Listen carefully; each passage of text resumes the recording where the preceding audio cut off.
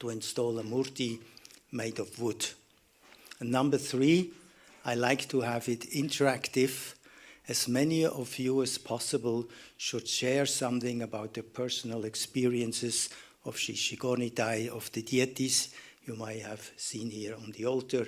You may have your own murtis at home, something you'd like to share with us, something about the life of Chaitanya Mahaprabhu or Nityananda Prabhu, which inspires you. So the stage will be opened, so you already can, in your back of your mind, think about a certain Lila, a certain experience, a certain realization you have about Lord Chaitanya Mahaprabhu in his murti form. Namo Vishnu Padaya Krishna Prasthaya Bhutale Srimate Bhaktivedanta Swami Niti Namine Namaste Saraswati Deve Gauravani Pracharine Nirvishesha Shunyavadi Pashyatya Deshatarine Jai Sri Krishna Chaitanya Prabhu Nityananda Shri Advaita Gadadhar Shivasati Gaura Bhakta Vrinda Hare Krishna Krishna Krishna Hare Hare Hare Rama Rama Rama Hare Hare Vancha kalpatarubhyascha kripa sindubhya evacha patitanam bhavanebhyo vaishnaveva namo namaha.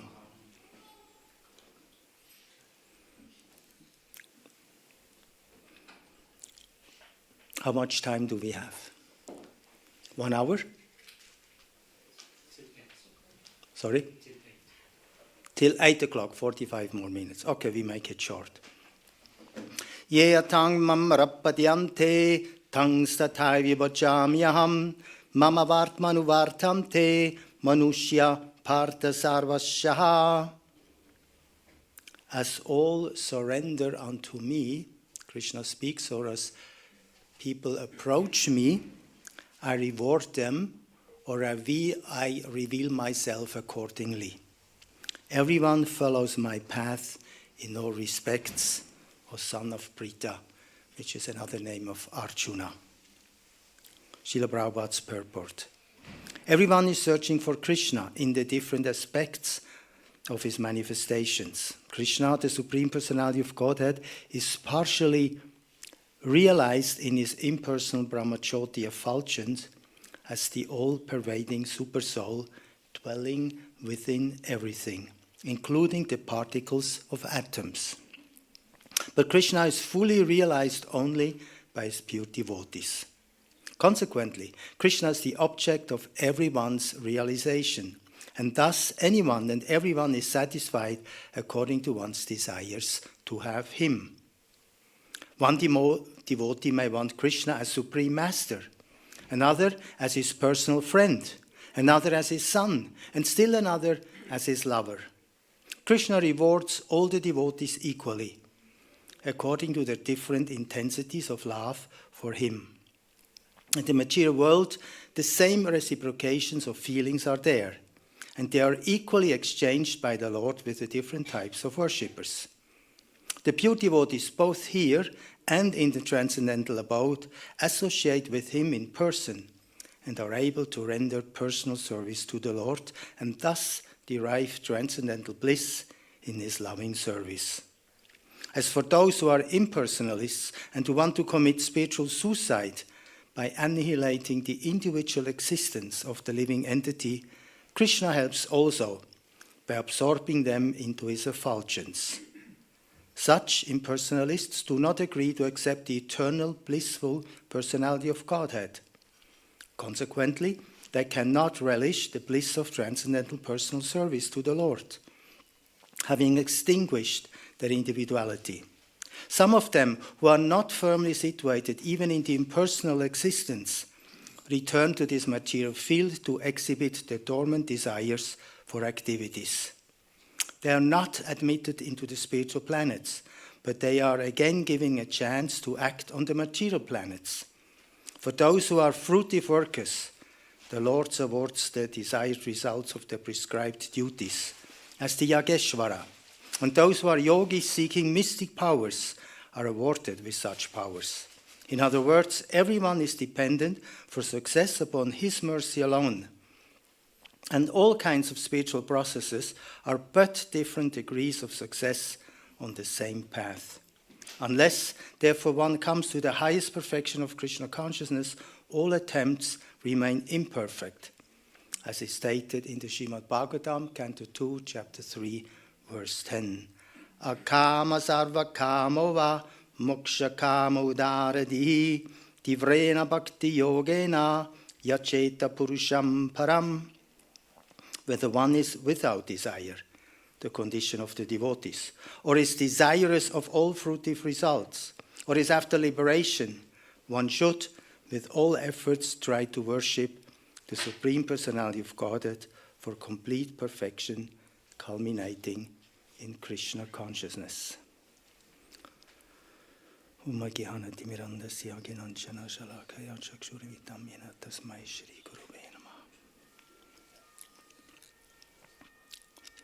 There are many points in this purport. I want a little bit focus on the aspect of what is called the impersonalists. Let's say someone is sick. The goal is to become healthy, free from disease. But once one is healthy, actual life begins and one wants to be active. Let's say someone has debts, financial debts. The goal is to become free of debts, zero. But the actual goal is to become wealthy, where you can afford whatever you like. The same is when you're full of stress, so much to do. The goal seems to be, I want to have peace, I want to have free of stress. But after some time, this becomes boring. And you want to do something, but something meaningful, not stressful. And so is a little bit with the so-called impersonalists. When you're in the dualities of material life, sometimes joyful, sometimes miserable, sometimes you enjoy, sometimes you suffer, sometimes you like the summer pleasant time, and then again it's cold and winter. To reach a point where you're not bothered anymore by these dualities, because emotionally this is very demanding when you're always up and down and depending on external circumstances. Let's say you live in Switzerland, where most of you live. If your happiness depends on good weather and sunshine and warm days, probably you will not be 365 days happy. Probably you might have to move to the Bahamas or Hawaii or somewhere like that. So in a similar way, when you're in material consciousness, the farthest you can go by your own endeavor is to kind of equalize, neutralize, make zero of all these material dualities. And that's for the moment the greatest thing. When you're sick and become healthy, there's nothing more enjoyable at that moment, but actual life only starts then. Prabhupada also gives the example, let's say you have new pairs of shoes and you walk with them home, and they're a little bit too small and too stiff and gives blisters. And finally, when you're at home and can get rid of the shoes, this is like samadhi. But is that really the happiness you're looking for? Or another example, I travel a lot by trains. Let's say you have to go urgently to the toilet, but it's locked. And you have to wait. These 3 minutes appear like 3 months. And then finally, when you can get relief of this, what is called the call of nature, this is almost a little bit samadhi, but it's not the real thing.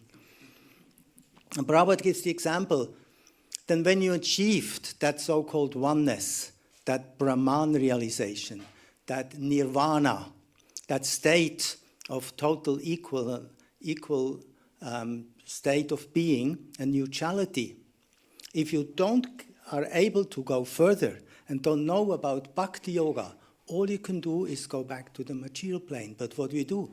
Charitable work. This is the best thing you can do on the material level. You help others.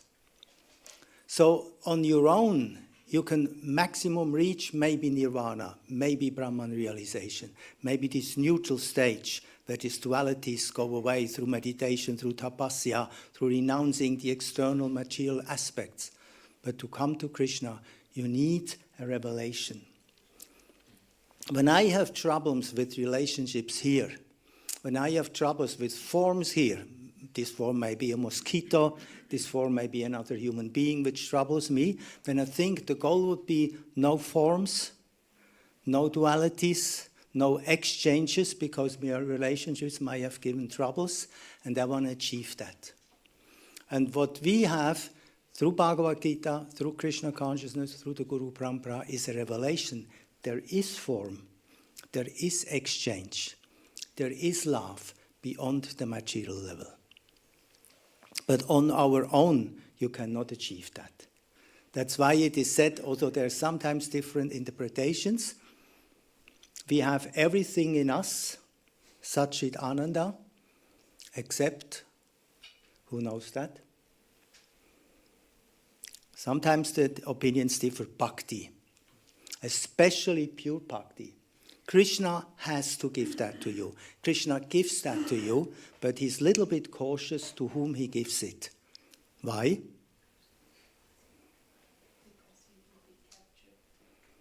Krishna is subordinate to bhakti. He allows himself to be controlled by bhakti. So it's very rare that Krishna will reveal that to us. So this shloka I chose today, Yeya tang mam prapadyante tang statavi bachamyam, Krishna says, I reveal myself according to the way you approach me. And it's the same with the murtis. I like to make it a little bit interactive. There you can use 3 names. You can say, it's an idol, just in brackets. The English did a very bad service to India, calling the murtis idol. In German, the German word for idol is Götze. The second term is statue, or an image. In German, Statue, nothing complex. And the third is the Sri Murti, the Archa Vigraha. Who can tell me the difference between an idol, a statue, and a Murti, or Archa Vigraha? Are you tired? You're waiting for the next part of the program. You had an intensive day. Again, Yamuna? I think Murti is Krishna himself. An idol is more or less neutral. It's a thing. A thing. And, no wait, a statue is a thing. It's neutral. And an idol, a Götze, is very negatively Loaded. Loaded, because you think that someone believes in something that is actually... Yes, it's a kind of a Christian term, idol or Götze, that means for them a concocted form. A concocted material form is worshipped as God. So something you can create your own murti, sometimes even for bad purposes. So that's a very negative approach to a murti. It's a concoction. And you put some energy that you start to worship that idol or that Götze. Statue is a representation of a person or something. Prabhupada also gave the example of the difference between Sri Murti and the statue. Statues are generally outside. Like, in the city of Zurich, there are 5 statues of people in life size or bigger. So they're outside. Prabhupada gave the example, even the pigeons pass certain things on them because they're statues. But they're a representation of that person. I give you an example. If you have a picture of your near and dear ones, your partner, your parents, your child, whatever, for you it's not just paper or plastic. For you, this represents your father, your mother, your partner, your child, etc. So we have statues in our temple here. There's the Kaliya Krishna statue there. There's one Krishna statue there. What's the difference between these statues out there? Why are we generally just walk by? I've never seen anyone done an arti to them. Maybe they clean them sometimes when there is Janmashtami or something like that. Big crowds are awaited. I never saw anyone bowing down to these Krishna statues, whereas here in the temple they get daily, I think 3 times prasadam. Daily they clean, daily they get 2 outfits, they get worship. We sing to them, what's the difference? Krishna doesn't enter The Lord's Pran Pratishtha, the Lord has appeared in the Vigrahas. Why doesn't he enter the Kaliya Krishna out there? Because the ceremony has been performed where the Lord is welcomed and invited, and then he appears and then becomes Archa Vigraha. Very good. Yes. I think the verse is exactly what we are looking for. The verse that you were reading. Yeah. Krishna is reciprocating Yeah. how we treat him. If someone thinks this is a puppet, then Krishna says, okay, I'm your puppet. Someone thinks this is just a statue, then okay, I'm a statue. If someone thinks it's the Supreme Lord with all his powers, he reciprocates accordingly. That's why I chose that shloka. Now there are certain procedures that a statue can become an Archa Vigraha or a Murti. And I want a little bit talk about that. Before I do that, I give you a practical example. Let's say you invite some good friends to your house, people you like, family, friends like that. What do? You greet them, but maybe before you greet them, you do something else. Well, you probably clean the house, you want to leave a good impression, you prepare something nice to eat, maybe you also decorate the house with fresh flowers or something like that. Okay, that's one aspect. Atiti bhavan deve or something goes the saying. Like if someone comes as a guest, even untimely, atiti, he has to be greeted like a god. And the Veda says at least 3 things everyone should offer to a guest who comes. Nice welcoming words, some water, and a place to sit. Now let's say you invite an advanced Vaishnava, a sannyasi, who is visiting Zurich, and you want to invite him to your house. Probably your efforts are even a bit bigger to clean everything and make it proper and make it sattvic. Let's say your Guru Maharaj tells you, I want to visit you at home. Then again, I think the efforts are even bigger than when a friend comes to your house. And I heard, I was never present, generally Srila Prabhupada, when he visited the place, devotees often knew it half year in advance. And before Prabhupada came, there was a marathon for 6 months. It was just, that was the biggest thing they could imagine. So the entire building was renovated and big book distribution marathon and so many new things, hardly any sleep because Srila Prabhupada is coming. Of course, everything is clean, but also the heart should be clean. And it's a little bit similar with the Supreme Lord. It's like when someone is very sweet and very nice and very kind and invites you, how can we say no? It's impossible because we feel that loving energy, that bhakti, that devotion. So the interesting thing, of course, we know there are many different kinds of murtis. Some are with sand, some are with stone, some are with metal. They're all prescriptions. But since we have here murtis made of wood, I want to share a little bit, this is part 2, what it means to have a real murti. Although, interestingly, Srila Prabhupada, I think that was in 1974, when in Vrindavan they were installing Krishna Balaram, Radhashyam Sundara, and Nitai, said, actually, if the devotees chant Hare Krishna, that's enough. You don't need to do this complicated ceremony, Prana Pratishtha, as you mentioned. But he said, because we're living in Vrindavan, there are many also Orthodox Brahmanas, they want to see a certain procedure, how it's done, so we do it the Vedic way. Because ultimately, you may do all those aspects of purification and mantras you chant and the invocation to Lord, but if there is no pure desire, or it is said, if there's no pure devotee, ultimately calling Krishna, we may do all these complicated ceremonies beforehand and this preparation, Krishna will not come. So the essence is always purity.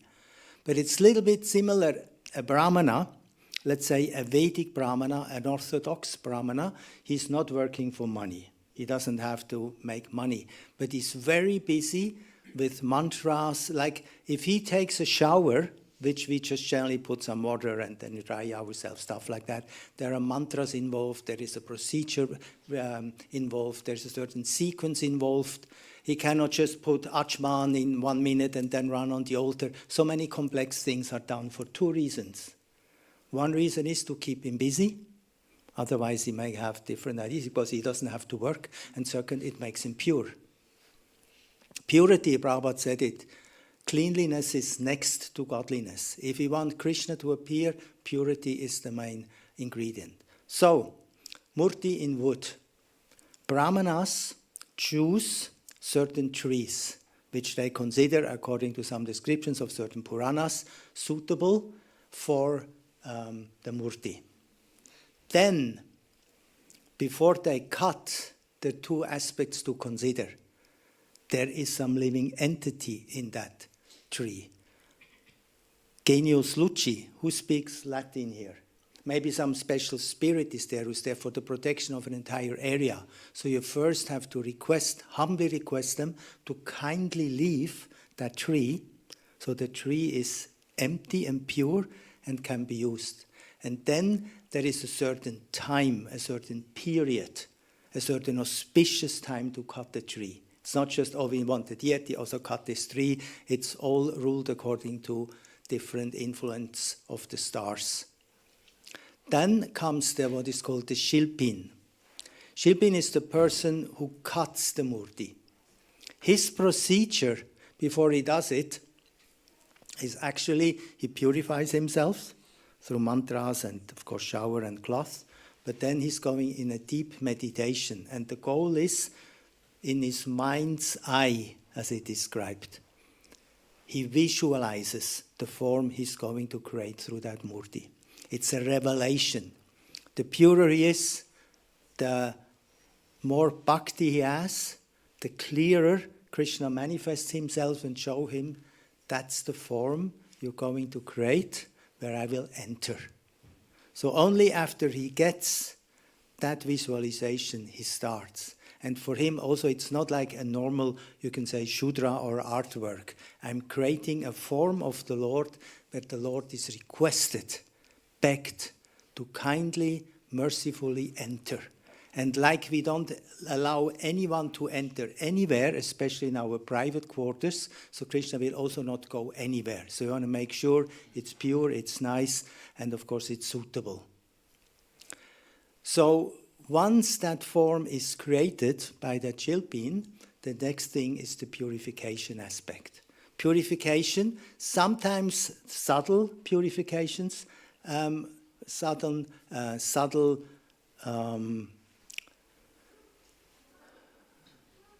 what's the word? Impurities may manifest in the mind of that person. We are human beings. We cannot maybe always focus the Lord. Maybe for some moment we think of something else, which is derogative and not pure. But also from any gross impurities. Maybe at night when we sleep, some rats are coming and pass some stool or whatever like this. These things can happen, especially when maybe you're in India. The deity is always created outside the temple. Generally, there's a special hut created, and the preparation is done all there. So for subtle and gross impurities, mantras are chanted, but with different elements. The deity is purified, auspicious elements, honey, milk, rose water, etc. And the eyes are closed, generally with cotton and honey, because it's a special thing. It's about ultimately having darshan, seen the Lord and being seen by the Lord. So after all the purification is completed, comes the special prana pratishta. Now there is one interesting aspect. Maybe some of you know the Rig Veda. And in the Rig Veda is this famous film Purusha Sukta, where it is said, for instance, I don't know it by heart, from the Purusha Sukta, from the Virat Rupa, from the universal form, from his mind, Chandra manifested, the moon came. From his heart, I forgot, but from his mouth, Indra and Agni were manifested. From his eyes, Surya, the sun, was manifested. And in this way, the earth was created. Now, before the prana pratishta takes place, where the Lord is called to enter in that form, they first install Surya in the eyes, Chandra in the mind, Indra and Agni in the mouth, etc. It's vice versa. And once these deities, these devas are installed, the murti is ready for the actual prana pratishta. And with kusha grass, maybe you heard about kusha grass, also in the Bhagavad Gita it's mentioned, the yogi sits on two things. He sits on a deer skin. Sometimes people ask, but is this vegan? The deer skin, of course, this deer is not supposed to be killed, but after natural death, even from the cow, the horns can be used, the leather can be used for doing mridangas. So the deer skin keeps insects, scorpions, and snakes away, it is said, and the kusha grass, the mat of kusha grass, has this very purificatory quality. It is said kusha grass cannot be contaminated and makes inauspicious things auspicious. There is certain rules when someone passes away, they also use kusha grass, but then only one leaf or one stem. But when you do an auspicious ceremony, of course, death is then said not inauspicious, they always have two. So you have kusha grass, and with the kusha grass and specific mantras, you touch all the limbs of the body, and the mantra translated means, O Supreme Lord, kindly manifest, enter, wake up in this murti, and offer, spread, live out all your qualities of mercy, wisdom, and power. So after all these many processes, the culmination is the calling of the Lord. And you can say, okay, I can just put a figure here and chant, and Krishna come. Maybe he comes. And if you're especially very pure in your heart, he will certainly come, without all these complicated mantras. Some of them are from the Padma Purana, some are from the Agni Purana, some from the different Puranas, Padma Purana. These mantras come, how to do the procedures, and then it's all, then it's all put together.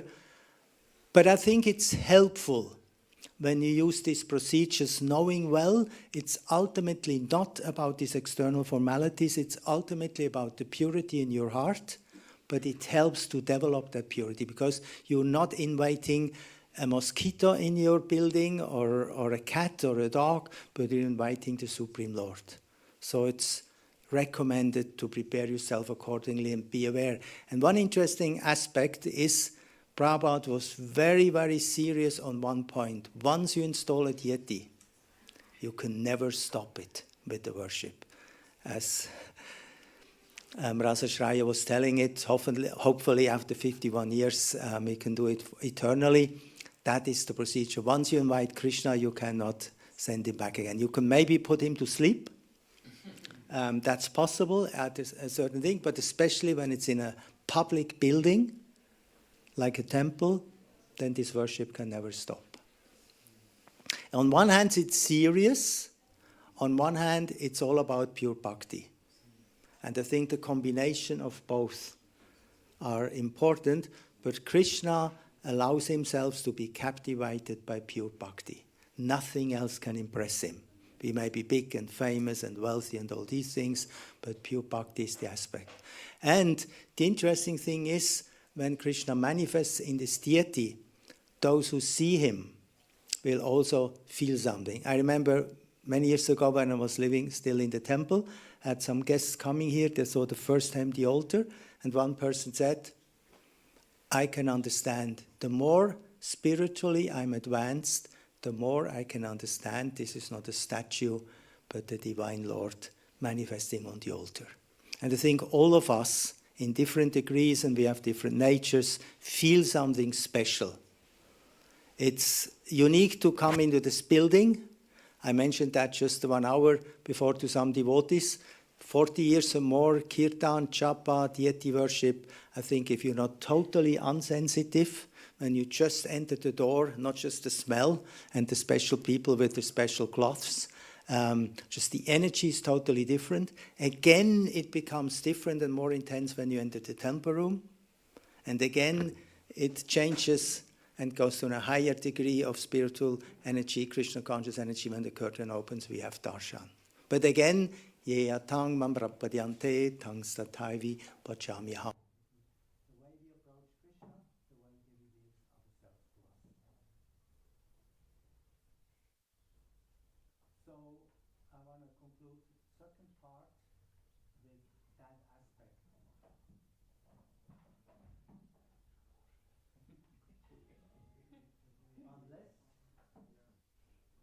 Unless we do something ourselves, we may not understand what it all took. We may think when we see the altar, oh nice outfits, nice decoration, nice energy, but what it all took from the moment some devotees had the idea, we want to create a murti of Shri Nitai, of Jagannath Baladev, Subhadra Devi, till we have them here, worshipped for over 50 years. And it was, by the way, rightfully said that 51 is a better figure actually than 50. In India, when you give donations, you don't give 50, you give 51, or you give 1008 or 101. And I was asked once why they do. He said, well, you open actually the next aspect. It's not just limiting to that 0.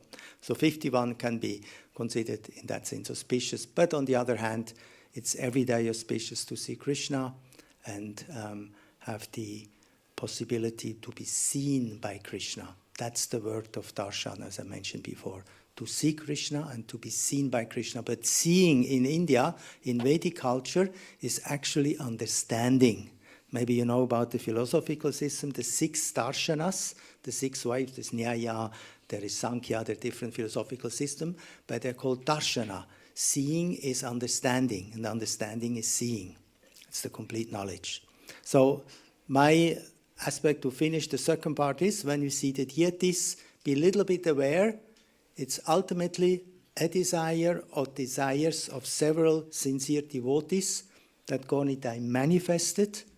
And thanks to them, we can have the darshan, we get purified, we can offer prayers to them, we can offer worship to them, we can receive the blessings and inspiration. For me, if I would have to come, I would still come, I guess, because of the prasadam and the nice devotees. But if the deities would not be here, I would a little bit feel empty to be in that house. It's really the heart of that house, the spiritual home, and where the mercy is. So we are fortunate to have them here. We are in that sense fortunate because Jagannath and Gaura are considered the most patita pavana, the most merciful aspects of Krishna. 3 times a year we can also see Radha Gopinath, but in order to see them, it's good to first have darshan of Shri Gaura and Shri Jagannath Baladev and Subhadra Devi. All right. I'm not so structured in general, but today I'm structured. I want to go to phase 3. Who wants to share something about their realizations of Sri Murti, Sri Gaura at home or here in the temple? You have 2 choices. Either you do it voluntarily or I put the mic in front of your mouth. Rati was smiling the most. Maybe she should get the mic.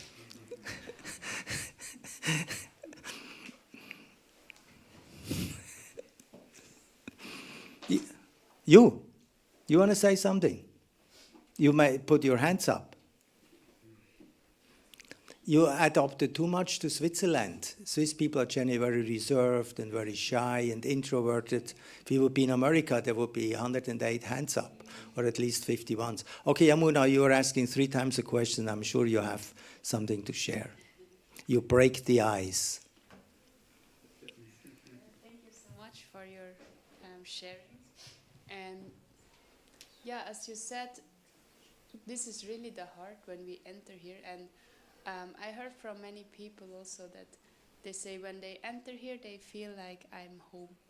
And the same happened to me when I came here. I thought, oh, I'm coming home finally. And it's certainly because the Lord is so much present here. And I think it's very nice to sing kirtan together in front of the Lord. And I usually become very joyful.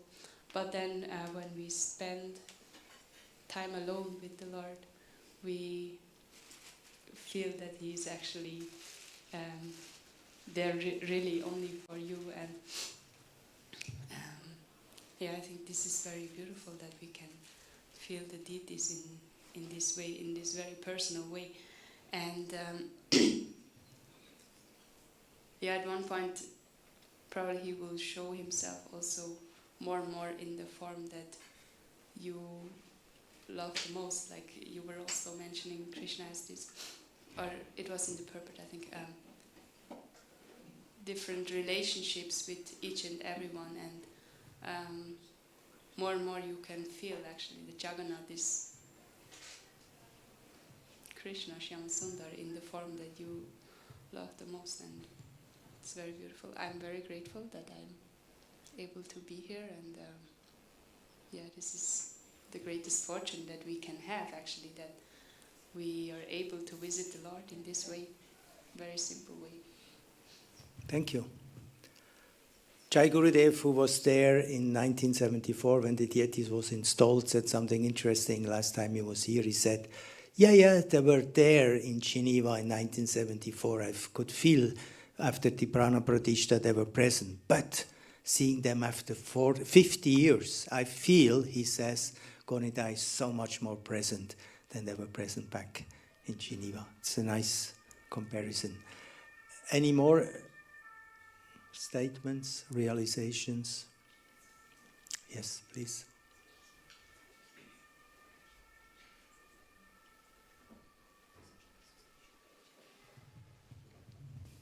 Hare Krishna, just something small. As I came first here, it was just a feeling. They're alive. They're looking at me. They know me. It was like a very special experience. They were looking at me. They will help me. That's darshan. They see you, you see them. Great. You want to be seen? We even use the bell to tell them, hey Krishna, I'm coming, please see me. Other statements, please?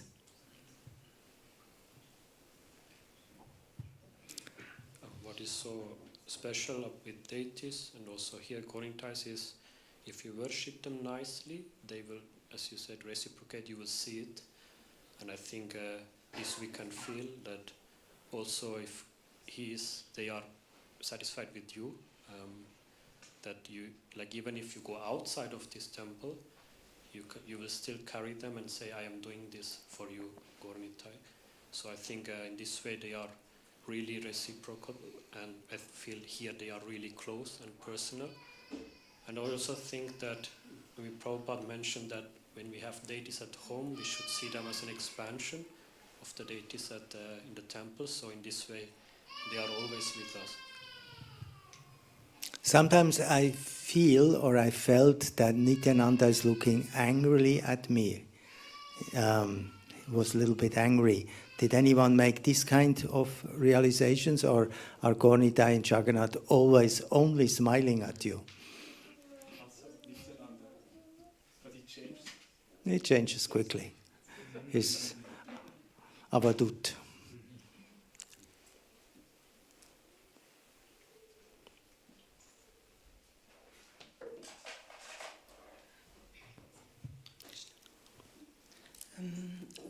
I think the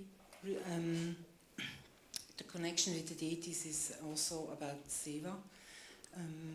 Once I got a really nice advice. I was in Mayapur visiting. I said, "Can you to a senior devotee?" Said like, "Can you please give me advice?" And she said, "Make yourself part of the temple.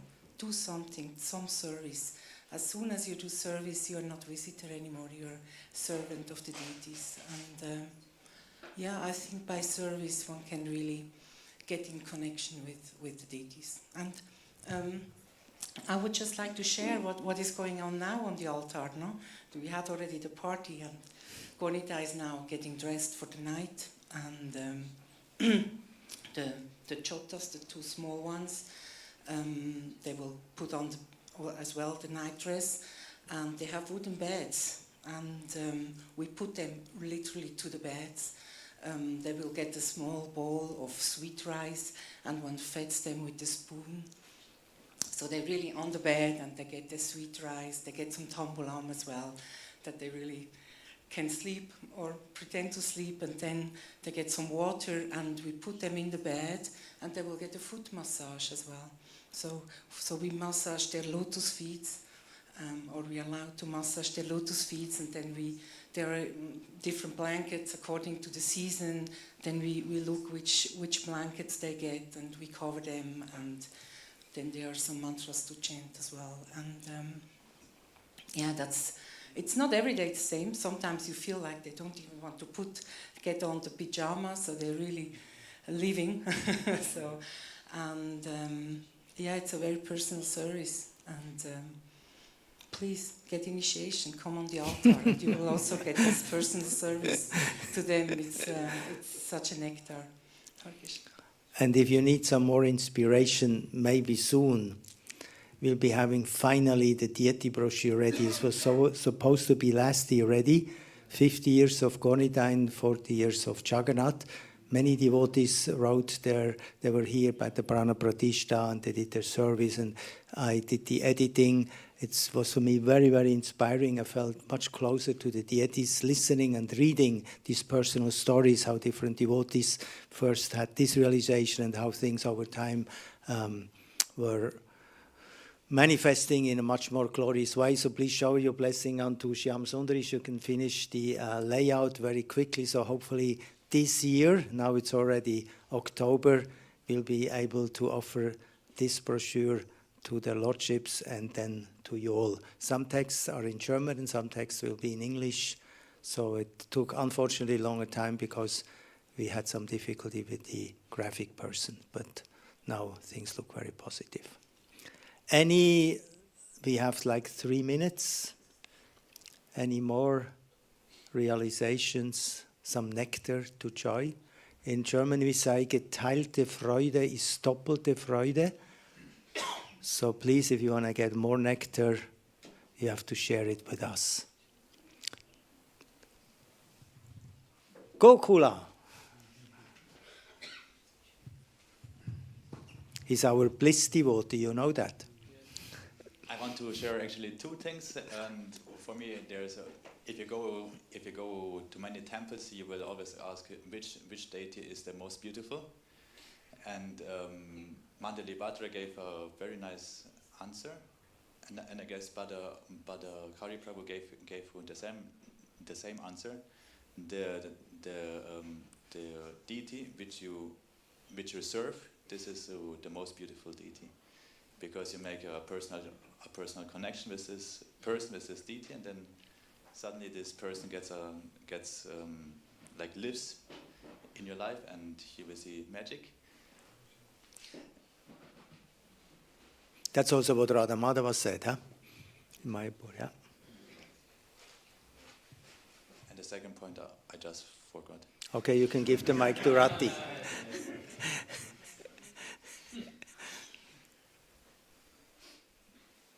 Please. How you knew? I was thinking something in my heart, but I thought that maybe late. But what I just wanted to say that from Sri Jagannath Puri Dham, I don't know how I should explain this, but whenever you take the darshan of the lordships, and after that you take the prasadam, the taste of the prasadam is a bit different, which you take it without taking the darshan. I think it's a bit different. And when I had, I think the first time, the prasadam in Sri Jagannath Puri Kshetra Dham, the katha and the darshan of the Lord actually changes that experience, the flavor and taste of that prasadam. Of course it's the same, but the way you receive it, now it's like you feel it in a different way. So that's, I just wanted. Very nice. Katha, everyone knows the word. Talking about Krishna, seeing Krishna, then receiving his prasadam, and of course worshipping Krishna through the holy name is the best way to get the full picture. This is the holistic Krishna. 1 or 2 last points?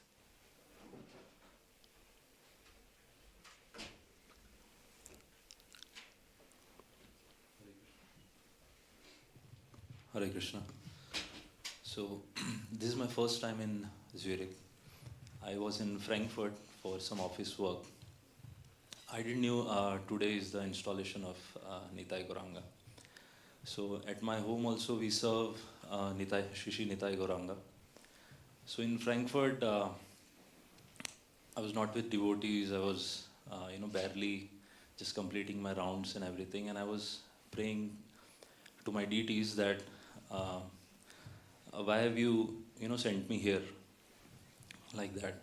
So I was continuously praying for 3-4 days, and I had booked for 3rd October. I had booked here ki I'll come here, but I was praying, and then Damodar Prabhu called that your room is confirmed, you can come here. And we also have Nitai Gauranga installation ceremony. It's the 51st installation ceremony. So I was like very, so it gave me some hope in Frankfurt. Then I came here. I was late. Yesterday night I came 9.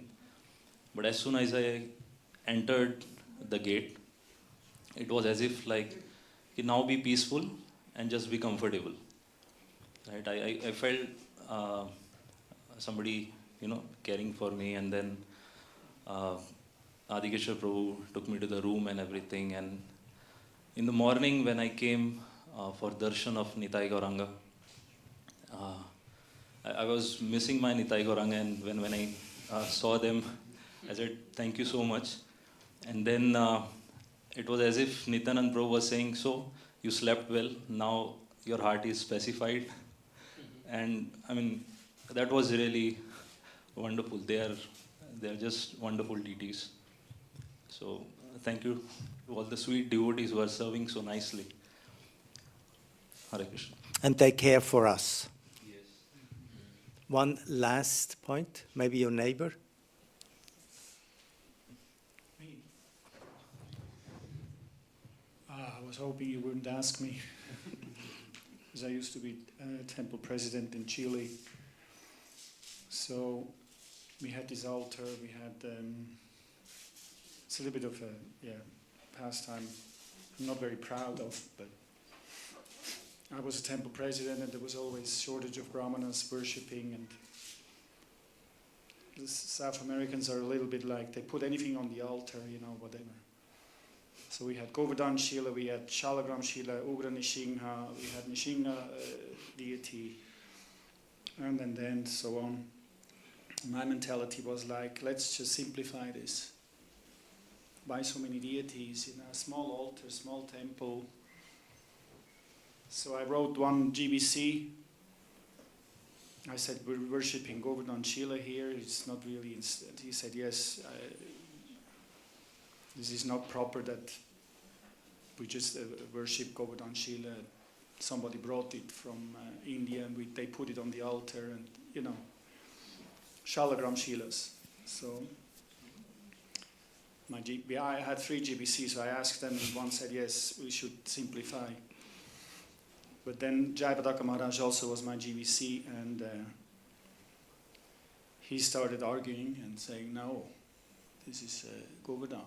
Prabhupada showed me, you just very simply worship. It takes 2-3 minutes, and it's not botheration at all. So it went back and forth. I don't know how long GBCs arguing. And then it came to the point that His Holiness Jayapataka Maharaj wrote me this letter saying, you're not going to touch these deities. You're not going to take them off the altar. Very strong. Because I heard him say that actually anybody who's living within a 10-mile radius around a Govardhan Shila, Shalagram Shila, I don't know if that includes Govardhan, I'm supposed to, I think so, yes. Where Shalagram Shila is worshipped, 10-mile radius, everybody gets liberation. And our temple was just in the middle of Santiago, which is a 7 million city. So, according to what he said, this whole city gets liberation just by being Shalagram Shila worshipped. So, yeah, I got my lesson from that. still feel a little bit embarrassed about the whole thing. But yeah. You tried your best. Just to conclude, thank you very much all. The deities are primary kripa, mercy. However, we should not take advantage of that in the sense, misuse that mercy. But they're here, especially Gaura Nitai, especially Jagannath, to give blessings, to help us, because they know it's not easy in the West, in Kali Yuga, with so many discrepancies and deviations. But they're ready to give that mercy. We just have to want it. And especially on a day like this, of course, we will probably not see them anymore, but it's any day like that. If we seriously approach them to help us, they will. There are so many confirmations from devotees throughout history experiencing that. And we all feel very blessed to have them here. And as you mentioned, let's hope we can continuously forever to worship them. This will be the most beautiful blessing we can have. Shri Shri Gaura Nitai and Shri Shri Jagannath Baladev Subhadra Devi Ki Jai. Vaishnavas Ki Jai. Jai. Nee, nee. Thank you very much, Gaura Prabhu. You nicely mentioned that deity worship means bringing bhakti and seriousness together. I think this is something that after some years we might become complacent and not serious anymore, and I think this is a very valuable input. Thank you very much, Gaura Prabhu, for sharing us together. And now we invite you for prasadam. We will serve in the entrance hall. Thank you. Hare Krishna.